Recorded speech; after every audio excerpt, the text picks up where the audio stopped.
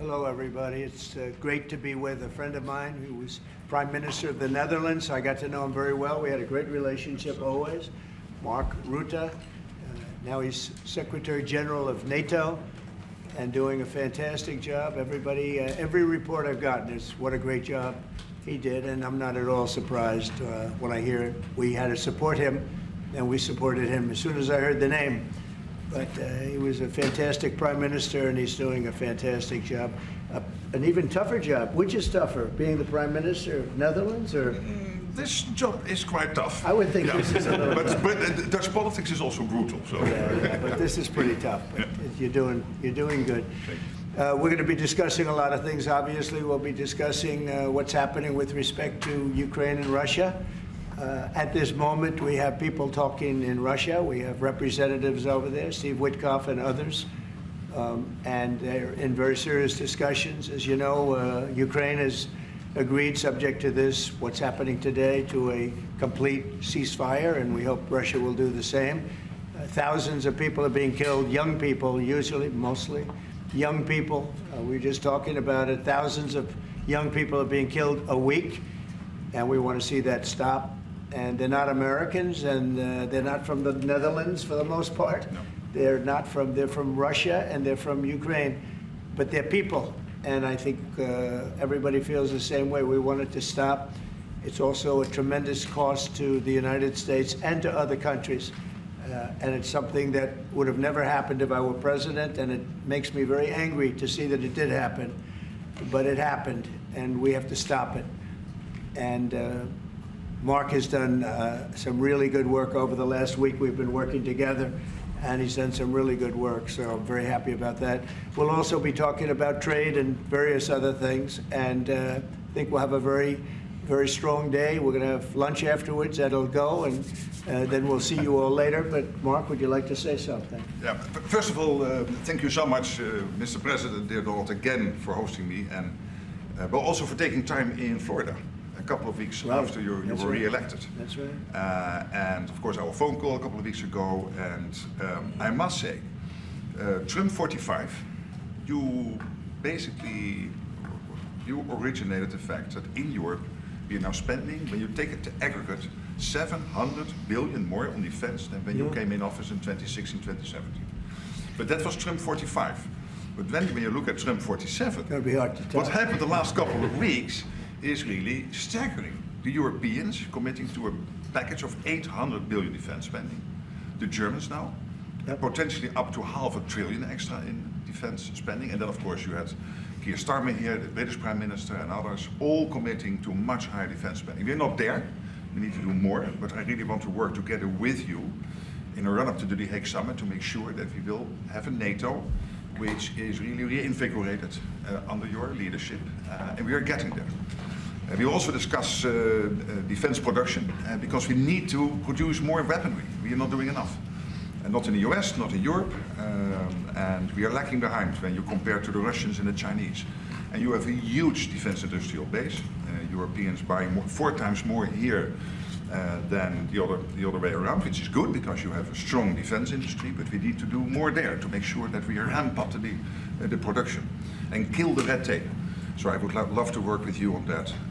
And finally, Ukraine. You broke the deadlock. As you said, all the killing, the young people dying, cities getting destroyed. The fact that you did that you started the dialogue with the Russians, and the successful talks in Saudi Arabia now with the Ukrainians. I really want to commend you for this. So, The Hague is my hometown. I love to host you there in the summer and work together to make sure that will be a splash, a real success, projecting American power on the world stage. What Mark is saying is when I first went to NATO, my first meeting, I noticed that very few people were paying. And if they were, they weren't paying their fair share. There were only 7 countries that were paying what they were supposed to be paying, which was... Yeah, it's even worse. Could be even worse. Yeah, but there were just very few countries that were paying, and even the paying, it was at 2%, which is too low. It should be higher. It should be quite a bit higher. But you had Poland, and I remember Poland was actually paying a little bit more than they were supposed to, which I was very impressed with. They've been actually terrific, and some of the others. But most of them weren't paying, or they were paying very little. And I didn't think it was appropriate to bring it up there, but I said it's going to be brought up at my next meeting. And my next meeting, the first meeting, you want to give them a little break. The second meeting, it began, and I was able to raise hundreds of billions of dollars. I just said, we're not going to be involved with you if you're not going to pay. And the money started pouring in, and NATO became much stronger because of my actions and working along with a lot of people, including Mark. But they would not pay for other presidents, and I don't think other presidents even knew that they weren't paid. I asked, first question, has everybody paid up? And literally, I mean, they told me 7. You could be right, it could be 3, but that makes it even worse. But they just weren't paying. And I said, no, I won't protect if you're not paying.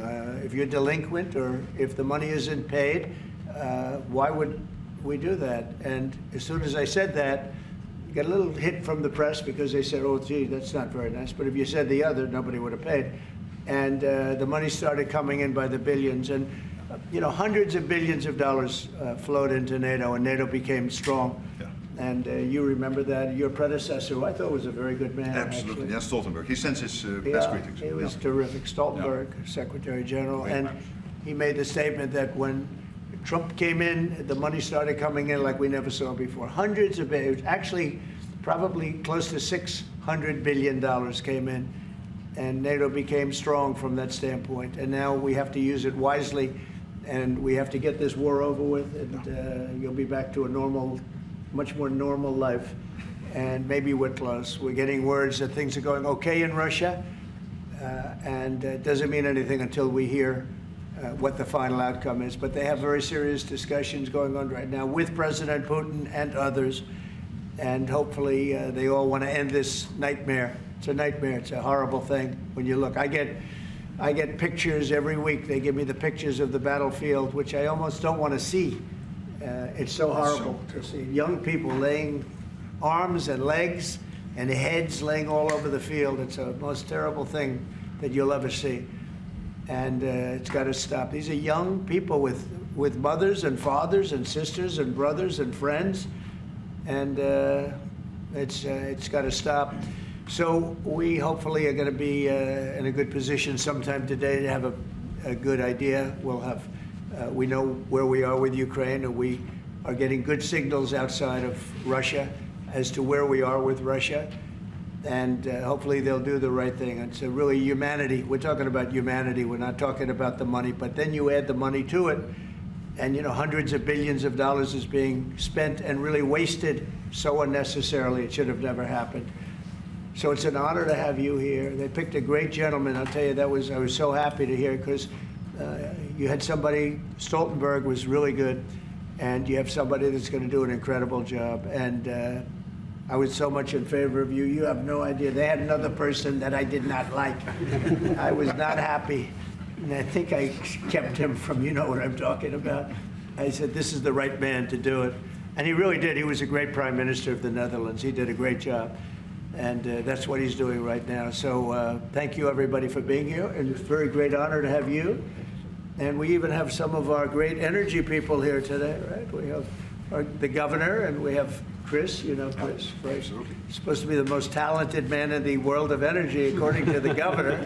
So I don't know if he's right. And we have General, you've been fantastic. Thank you very much. And we have a lot of good people that won't be so much involved with this, but they wanted to see what was happening. It's become a little bit of a show, but they wanted to see what was happening, and I think a lot of good things are happening. So with that, if anybody would have a question. Mr. President, on Russia. Please, Sorry. Steve Witkoff's trip to Moscow, you spoke about it. What sort of agreement do you hope he comes away from there with? Well, we'd like to see a ceasefire from Russia. And we have, not been working in the dark. We've been discussing with Ukraine land and pieces of land that would be kept and lost, and all of the other elements of a final agreement. There's a power plant involved, a very big power plant involved. Who's going to get the power plant, and who's going to get this and that? And so, it's not an easy process. But phase one is the ceasefire.